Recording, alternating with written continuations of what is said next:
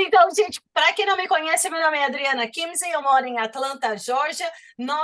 Eu e a Mônica, nós somos consultoras financeiras, nós trabalhamos juntos nessa empresa maravilhosa chamada Five Rings Financial, e hoje a gente vai estar falando um pouquinho sobre plano para a faculdade, porque as pessoas vêm com a bagagem do Brasil, e entrar na faculdade no Brasil não é o mesmo caminho para entrar na faculdade aqui nos Estados Unidos. Então, nós decidimos aí montar essa apresentação que vai ser de muita educação para você. Mônica, se apresenta. O meu nome é Mônica Gaspareto, eu estou aqui na Flórida e eu trabalhei com educação, então muita gente me conhece da época que eu trabalhava no distrito, né, escolar aqui, e onde eu me apaixonei por essa questão de educação e principalmente pela galerinha no o que fazer depois do high school, né? Então, realmente é um prazer estar dividindo aqui um pouco de conhecimento com vocês. Então, é isso, gente. A gente vai estar fazendo essa apresentação, vai ser muita informação. Então, anotem aí as suas perguntas e no final a gente vai estar respondendo todas elas. Então, se vocês quiserem já deixando no chat, ótimo, mas a gente vai deixar todas as perguntas para o final, até mesmo por questão de tempo. Então, uma das coisas aqui que a gente fala, né? Deixa eu mudar aqui a minha. Onde estamos? Por que se preparar tão cedo? É aquilo, no Brasil a gente pensa muito, né, fazer o vestibulinho depois do ensino médio. E aqui nos Estados Unidos é bem diferente. Você tem que se preparar mais cedo, até mesmo porque tem muitos passos que você tem que fazer antes de você terminar o seu ensino médio.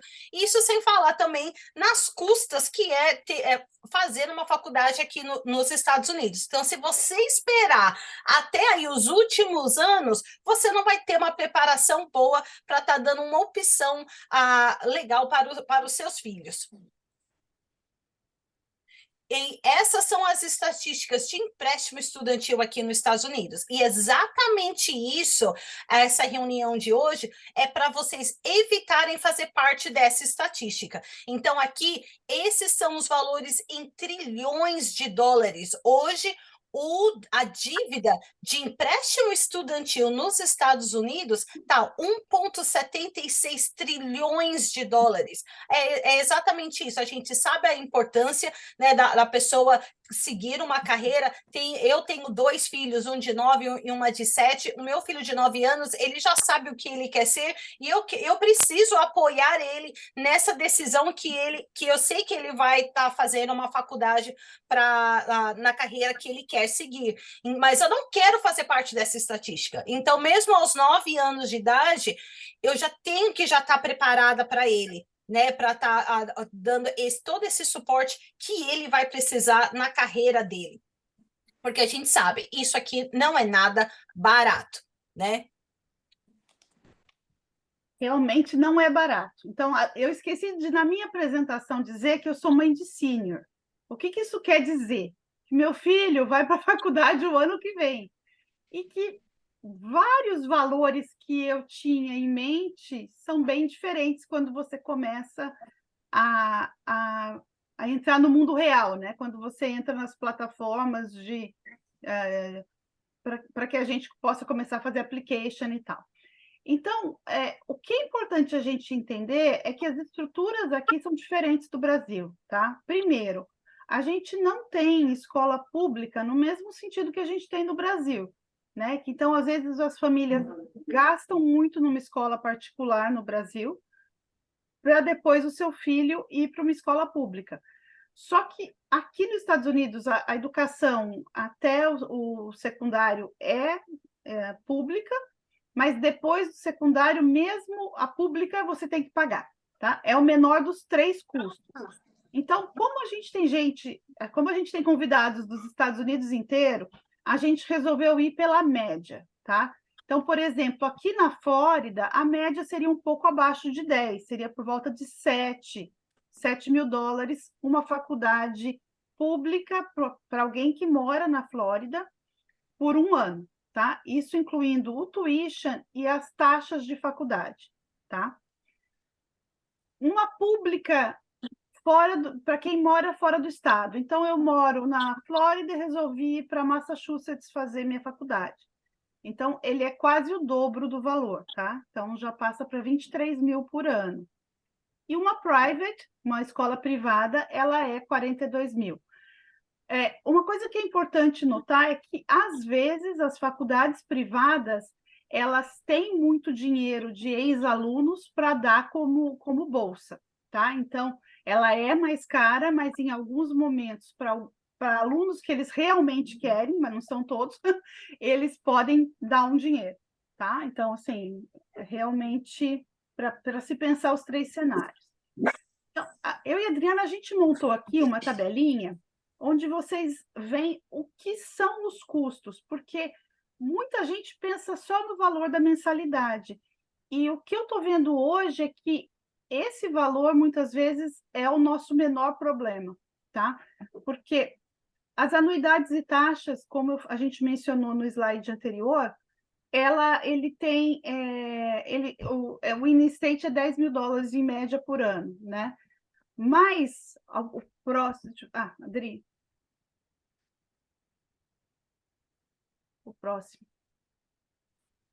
Então, onde a coisa pega é em hospedagem, alimentação e despesa pessoal. Por quê? Algumas faculdades exigem que a criança more no campus no primeiro ano, outras não. De qualquer maneira, a criança vai sair da tua casa, vai ter que alugar algum espaço para ficar. E a gente está falando aqui de 12 mil dólares ano e 1.000 dólares por mês.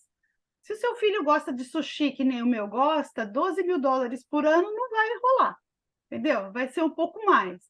Então, é uma despesa que vai variar, né, conforme o padrão da tua família, os hábitos e as acomodações que aquelas cidades oferecem, tá? Então, uma faculdade em Nova York, né, a New York University, na U, cara, ela está em Manhattan. Com certeza é pelo menos 2 a 3 vezes esse valor de moradia. Tá? Então, é um custo para se pensar. O próximo são livros e materiais. Os livros de faculdade são muito caros, eles são na faixa de 200, 300 dólares. O que os alunos fazem, e a biblioteca é parceira nisso, né? A biblioteca das faculdades, eles reciclam livros. Então, você compra usado em bom estado e depois no ano seguinte você vende, compra do próximo ano, mas mesmo assim é uma despesa que a gente precisa considerar, pelo menos 1.300 dólares por ano. Vocês notaram que a única despesa que varia entre pessoas in-state e out-of-state é o tuition, é a anuidade. O resto vai ser a mesma coisa, independente de onde você vem, tá? Então, a gente chega aqui num valor in-state de 23, quase 24 mil dólares por ano, tá? O que são 95 mil dólares por 4 anos de faculdade, tá? De novo, isso é média, né? Uma das faculdades que meu filho estava vendo, que está dando 200 mil dólares 4 anos. Então, isso é muito média. Out of state é por volta de 37 mil dólares por ano, né? 147 mil dólares por 4 anos. Tá? Então, os valores são significativos. Aí você pode estar perguntando, tá, você deu um monte de má notícia, não tem boa notícia? Tem boa notícia. Essa primeira coluna é onde a gente coloca o que a gente chama de grant, que são subsídios, podem ser federais ou estaduais, as bolsas, que podem ser bolsas da faculdade por mérito, por esporte, bolsas privadas, tá? As bolsas privadas, elas são exóticas, então tem bolsa para quem é alto, para quem é baixo, para quem é canhoto, isso tudo existe. E, por último, nessa coluna, também tem algo que a gente tenta evitar ao máximo, a não ser que seja parte da sua estratégia. Tá? Então, são os empréstimos estudantis.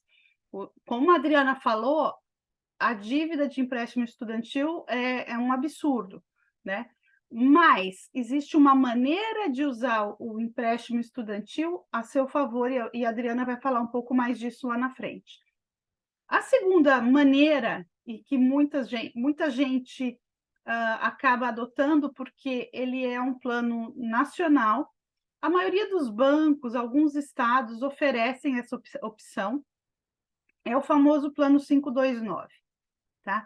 Ele é um plano interessante, né? Porque você consegue fazer o seu dinheiro crescer tax-free. Ele tem finalidade específica de educação. Isso é um ponto não tão positivo dele. Por quê? Porque as faculdades você vai ser obrigado a declarar esse dinheiro quando você preencher né, os formulários de aplicação para a faculdade. E isso pode pesar contra o teu filho, tua filha, tá? Porque as faculdades têm um X de dinheiro, e se ela tiver dois candidatos, um que tem um monte de dinheiro no 529 e o outro que não, com certeza ela vai dar mais dinheiro para quem não tem reserva, tá?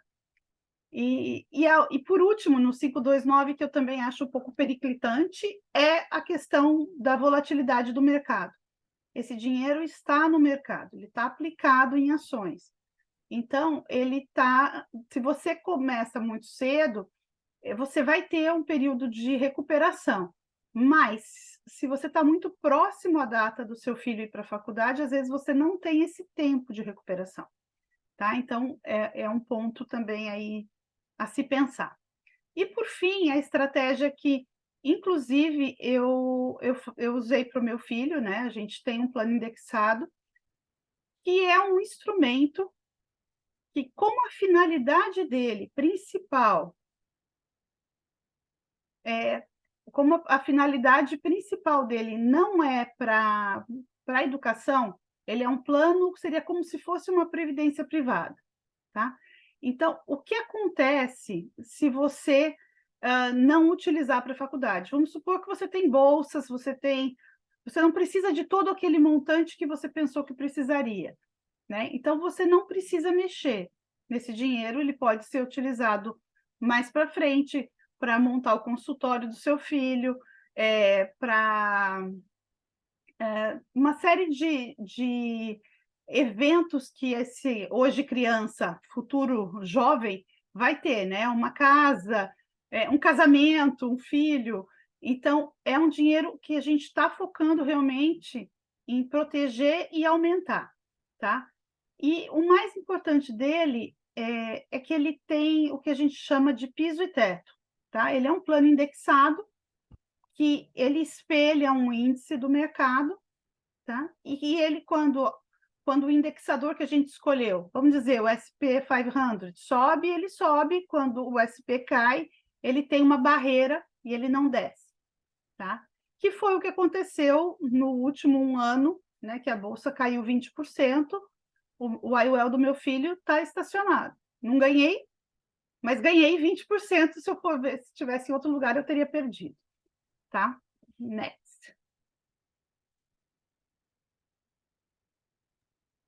Meu microfone aqui. Então, a gente fez aqui alguns cenários para vocês verem na prática como que isso, na verdade, funciona.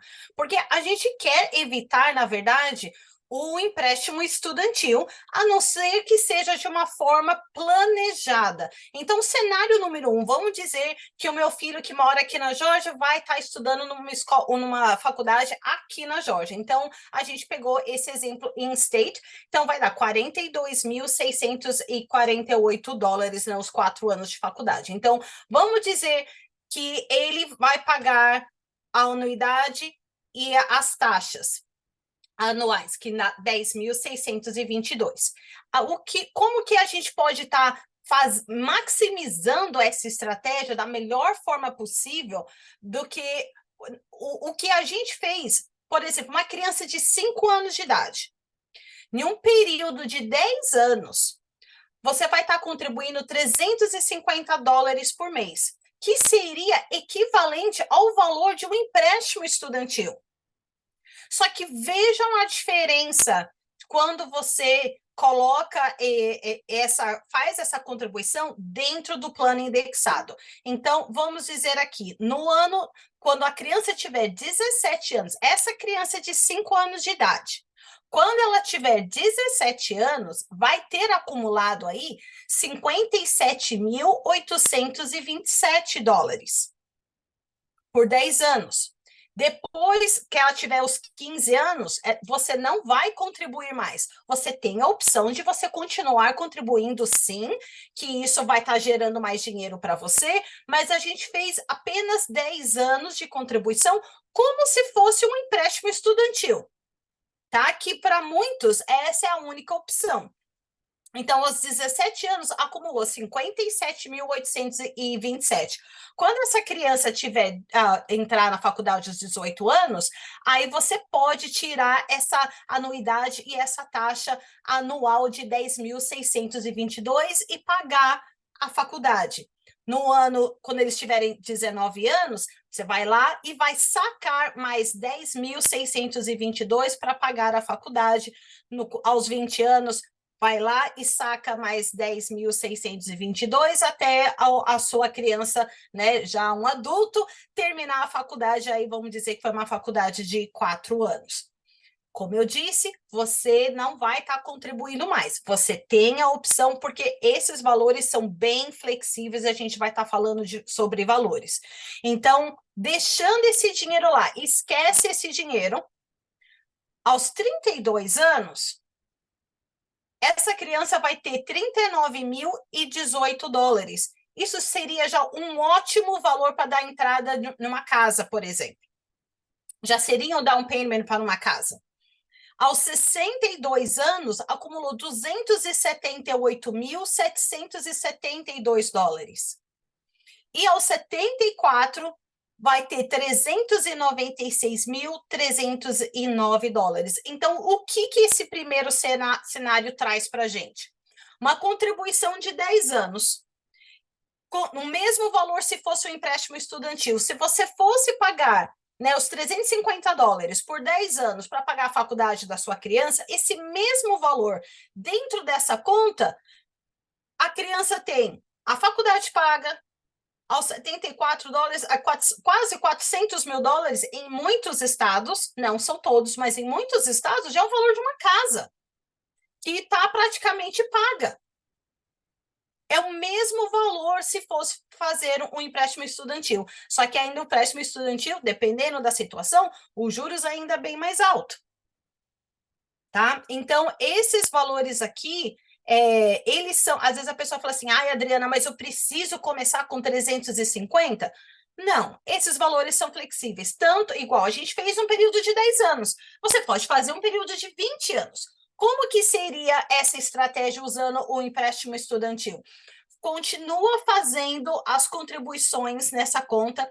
Quando chegar aos 18 anos, ao invés de sacar o dinheiro, como a gente está falando aqui, você pode pegar um empréstimo estudantil para pagar a faculdade e só presta atenção nisso, leia as letras miúdas, só presta atenção que esse empréstimo estudantil você só vai começar a pagar de volta depois que se formou, depois dos 4 anos, só presta atenção nessa parte.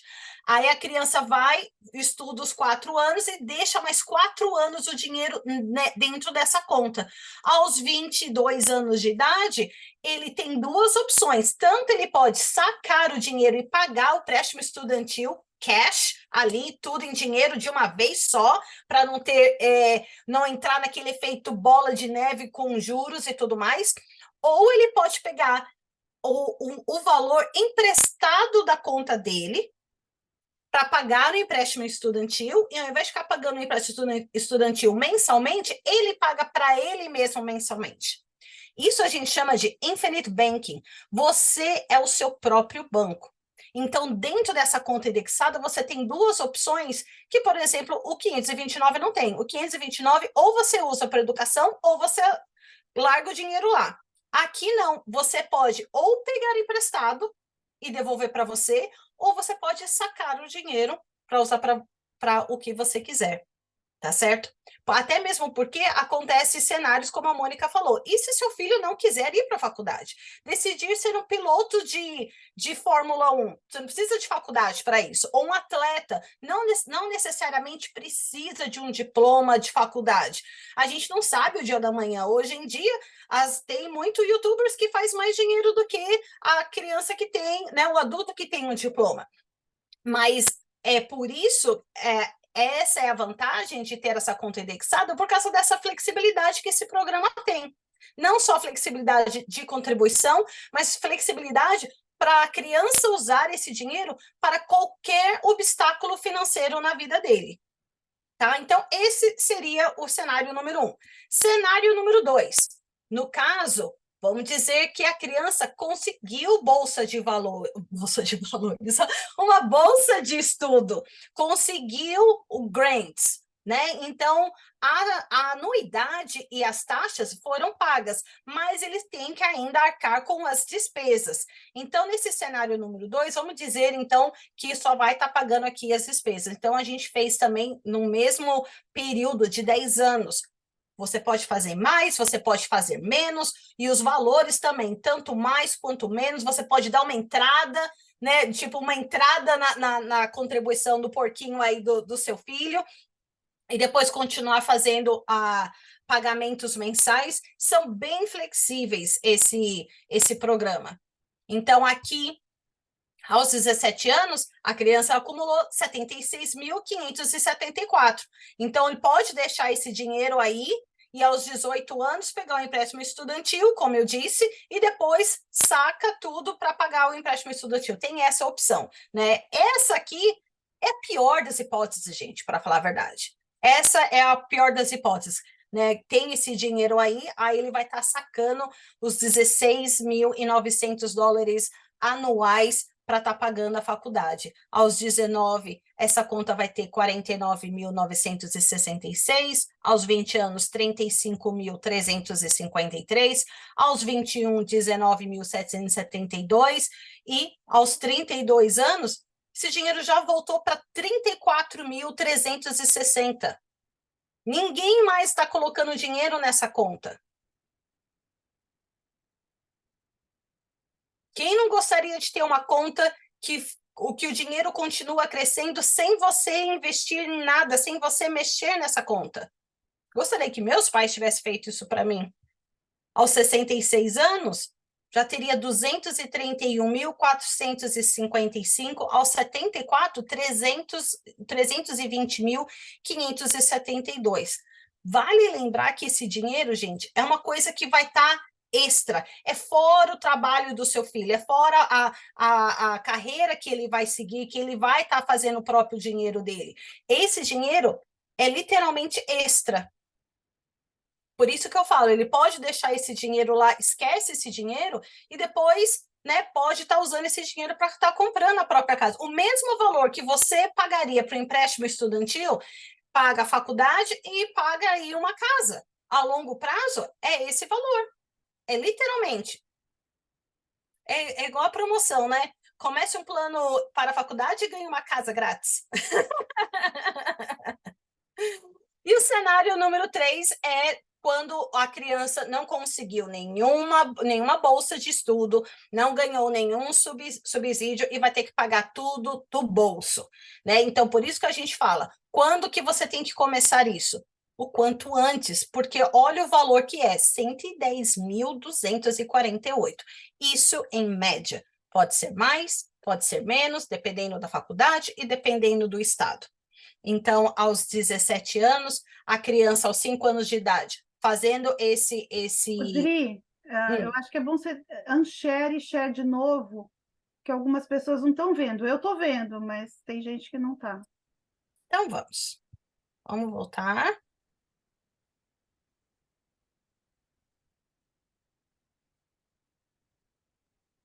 Está todo mundo vendo agora? Eu já estava, continuo vendo, mas eu não sei se porque eu sou host, então... Eu também estou vendo. Tá. Ótimo. Então, aqui, o cenário número 3 é aquele que você vai ter que tirar tudo do seu bolso. Então, vão ser 660 dólares por mês, por 10 anos. Ai, Adriana, e se eu fizer 330 por 20 anos? Beleza. Você sabe o quanto que quais vão ser os valores que o seu filho vai precisar para a faculdade. Então, esse período aí, ele é totalmente flexível, mas é aquilo, quanto antes você fazer os 10 primeiros anos primeiro, mais dinheiro você faz. Isso que é muito legal dessa estratégia. Então, aos 17 anos, já tem 115.127 que você pode estar usando esse dinheiro. A ideia não é sacar esse dinheiro e pagar a faculdade tudo de uma vez. A ideia é você ir tirando o dinheiro anualmente, para deixar o dinheiro lá na conta crescendo ali no fermento, né? Essa conta indexada, essa diferença de uma conta de juros simples e uma conta de juros compostos. Ele tem um fermento ali.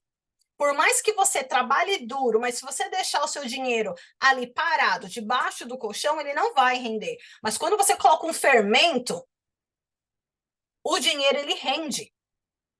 E é exatamente o que essa conta faz. Então, ao invés de você sacar tudo, porque não é isso que você quer, faça isso anualmente ou deixa para sacar no final dos 4 anos para deixar esse dinheiro render o quanto antes. Aos 19, vai estar com 69.352, aos 20, 44.182, aos 21, 17.358, aos 32 anos, está quitado, tem 28.786 nessa conta. 32 anos, é uma idade mais madura, já sabe onde vai ficar, a carreira já está mais ou menos ali firme, né? Que se fez a faculdade, começou aos 18 anos, terminou aos 22, já tem uma ideia do que eles querem ser. 32 anos, uma idade mais madura, ótima idade para comprar uma casa ou começar um negócio. Aos 66, tem 163.796, aos 74, 337.260. E quanto mais eu deixar esse dinheiro, mais ele vai acumulando. A gente só fez aqui uma previsão de quanto que vai ter acumulado, mesmo que depois você nunca mais colocou um centavo nessa conta. Mas essa não é só a vantagem, gente. Então, aqui, nesses 3 cenários, vocês viram que o mesmo valor, pagando para o empréstimo estudantil, você paga a faculdade do seu filho e, em média, sobra aí mais ou menos uns $300 mil. E isso aí já é um fato, tá? Isso vocês já viram que é essa oportunidade que a conta indexada nos dá. Mas tem mais. A gente sempre fala isso, pais inteligentes, filhos milionários. Porque a partir de hoje, você vai criar uma geração de riqueza na sua família. Porque você aprendeu isso. Agora você vai estar fazendo isso para o seu filho. Quando o seu filho tiver uma idade madura, você vai estar conversando com ele, né? Você vai estar mostrando, olha aqui, filho, esse aqui é o que a mamãe fez para você quando você tinha 5 anos de idade, ou quando você tinha 6 meses de idade. Ou, nossa, eu só aprendi isso quando você tinha 12 anos de idade. Você vai estar apresentando isso para ele, claro, quando ele estiver maduro e vai aprender como que usa isso, ele vai ver a maravilha que você fez para ele. Ele, o que ele vai fazer? Quando ele tiver os filhos dele, ele vai estar fazendo isso para os filhos dele também. Então, hoje, você está criando uma nova geração de riqueza na sua família. Porque, gente, vamos ser sinceros, se os nossos pais tivessem feito isso para a gente, todos nós já teríamos uma faculdade paga, sem dívida nenhuma, e sabendo que aos 66 anos, a casa, o mortgage vai estar quitado, a gente não vai ter que esquentar a cabeça em relação a isso. Que quando a gente se aposentar, tudo que a gente vem trabalhando durante todos esses anos, a gente vai poder ter uma liberdade financeira. Como que você se sentiria hoje se você soubesse que aos 60 anos de idade, todas as suas contas estariam quitadas e você teria uma renda vindo para você todo mês e você não precisaria pagar imposto? Coloca aí no comentário. Como que você se sente? Só de pensar já dá um alívio nas costas. Não é verdade? E é exatamente isso que você pode estar providenciando para os seus filhos. Isso também vai estar gerando um banco infinito, como é aquilo que eu falei. Muita gente usa essa estratégia, a gente está falando especificamente para a faculdade. Mas vamos dizer que quando chegou aos 18 anos, seu filho não quer ir mais para a faculdade. Mudou a ideia dele, não quer ir para a faculdade. O que ele pode fazer? Ele pode pegar esse dinheiro emprestado dele, o dinheiro é dele. Ele não tem que esquentar com o credit score, se o banco vai aprovar. um empréstimo ou não, ele não tem que ser na cabeça com nada disso. Dentro do próprio aplicativo que nós temos, seu filho vai lá, pega o empréstimo do dinheiro dele que está lá disponível, abre o negócio começou a dar certo, ele pega e devolve o dinheiro para ele mesmo, para ele depois ter esse dinheiro para ele se aposentar. Aí vai ficar pagando para o banco? Paga ele. E não só isso, coisas pequenas. Quantas vezes já conversei com clientes e eles falam assim, eu tô apertada porque eu tive que abrir um cartão, porque meu filho teve que colocar aparelho nos dentes, e aparelho é caro. Então, eles fizeram financiamento com o dentista para colocar o aparelho. Você não precisa disso, você tem seu próprio banco. Né? Tendo dinheiro lá disponível, você pega emprestado, paga o aparelho e devolve para você mesmo, ao invés de ficar pagando juros para os outros ou para o governo. E a terceira parte, que é importantíssima desse programa, o seu filho vai estar protegido de doenças graves. Ou seja, caso tenha Alzheimer, que infelizmente é uma doença da moda, doenças críticas. Qual é a primeira doença crítica que vem na sua cabeça? Um câncer, um AVC, uma parada cardíaca, um ataque do coração. Tudo isso ele é coberto dentro desse programa de faculdade. E doenças crônicas e inválidas também. E também acidentes críticos. Não é só doença. Deus me livre, tem um acidente de carro, entra em coma, tem queimaduras severas, traumatismo craniano, cegueira. Isso tudo está incluso. Esse programa, além de ajudar na faculdade, ele automaticamente cria um fundo de emergência para qualquer uma dessas doenças que estão listadas aqui. Então, é um programa, na verdade, completo para você garantir qualquer obstáculo financeiro na vida do seu filho, seja por questões financeiras por causa de um negócio, ou porque comprou uma casa, uma festa de casamento, ou por causa de uma doença, porque, infelizmente, a gente ama esse país que a gente mora aqui, mas se a gente for no hospital e colocar um band-aid, a gente sai com uma dívida grande. Né? Então, isso é uma coisa que também acaba tendo, muitas famílias acabam tendo falência por questões de contas médicas. A gente vê bastante nos grupos do Facebook e no WhatsApp, GoFundMe, porque as pessoas não sabem, não tem de onde tirar o dinheiro. E aqui não, aqui você está preparando o seu filho para qualquer desastre financeiro, tá certo? Então, aqui, qual seria o próximo passo? O próximo passo, entre em contato comigo, com a Mônica ou com a pessoa que convidou você para assistir essa apresentação